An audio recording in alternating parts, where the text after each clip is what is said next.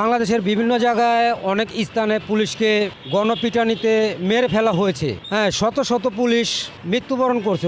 তাদের কথা তো কেউ বলে না, তাদের নামে তো কোনো আন্দোলন হয় না, তাদের নিয়ে তো কোনো জাগরণ হয় না। দেশবাসীর জানাই ভোটের শুভেচ্ছা। আমি যখন দেখলাম যে যাত্রাবাড়ি, আমার চোখের সামনে যখন গ্যাঞ্জাম সৃষ্টি হইল, আন্দোলন হইল, তখন যে পুলিশ প্রশাসন, পুলিশ ভাইরা তাদেরকে বলতেছে যে আপনারা থামেন, অনেক চেষ্টা করতেছে থামার জন্য, কিন্তু তারা থামতেছে না। তারপরে পুলিশ প্রশাসন বলল যে আপনাদের দাবি মেনে হবে, আপনারা শান্ত হন, আপনারা বিশৃঙ্খলা সৃষ্টি করেন না। তো তারা কিছুতেই থামে না, কিছুতেই শান্ত হয় না। তো এক পর্যায়ে এইভাবে হাতাহাতি হয়। আমি দেখলাম যে 3টা পুলিশকে যাত্রাবাড়ি ধইরা গণপিটনিতে তারা মাইরা ফালাইলো।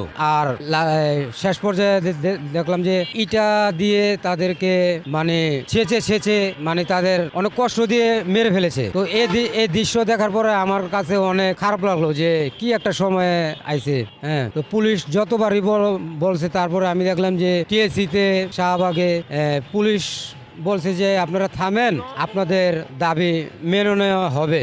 এই শেখ হাসিনা বলছেন যে আপনাদের যাই কিছু দাবি আছে মেনে নেওয়া হবে, কিন্তু তারা কিছুতেই মানতে রাজি না। তো তাদের তারা নাশকতা করে যাচ্ছে, তাদেরকে থামানো যাচ্ছে। এক পর্যায়ে পুলিশের সাথে হাতাহাতি হয়। তো আমি দেখলাম যে ইচ্ছাকৃতভাবে পুলিশের উপরে তারা আগে হামলা দিছে। হামলা দেওয়ার পরে বাংলাদেশের বিভিন্ন জায়গায় পুলিশকে মেরে ফেলেছে তারা হামলা দিয়া। তারপরে তারা পুলিশ প্রশাসন দেশ রক্ষার্থে, জাতি রক্ষা করার জন্য তারা তাদের পদক্ষেপ নিতে বাধ্য হয়েছে। তো এভাবে এক সময়ে সারা বাংলাদেশে হাঙ্গামা শুরু হয় এবং ধ্বংসলীলা চলে। প্রতিদিন গ্যাঞ্জাম বেড়ে যাচ্ছে। তারা তো দাবি মানতেছে না। তো হাসিনা ম্যাডাম বলছিলেন যে আমি আপনাদের দাবি মেনে নিলাম। তারা কিছুতে মানতেছে না। তো আমি আমার জ্ঞানে যেটা বলে, আর আমি নিজের স্বচক্ষে যেটা দেখছি সেটা তো আর অস্বীকার করতে পারবো না। আমি দেখেছি যে একদিন আমি মুসলমান, আমার একদিন মৃত্যুবরণ করতে হবে। আমি মিথ্যা কথা বলবো না।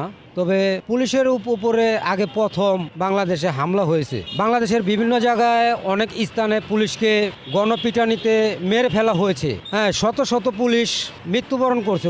তাদের কথা তো কেউ বলে না, তাদের নামে তো কোনো আন্দোলন হয় না, তাদের নিয়ে তো কোনো জাগরণ হয় না। তবে দেশবাসীর কাছে আমার এটাই প্রশ্ন, দেখেন আপনারা চিন্তা করলে দেখতে পারবেন যে বাংলাদেশে অনেক জায়গায়, অনেক জেলায়, অনেক স্থানে হাজার শত বলবো না, হাজার এই যে পুলিশ প্রশাসনের যে থানা, সরকারি কর্মকর্তাদের থানা জ্বালিয়ে পুড়িয়ে ছারখার করা হয়েছে।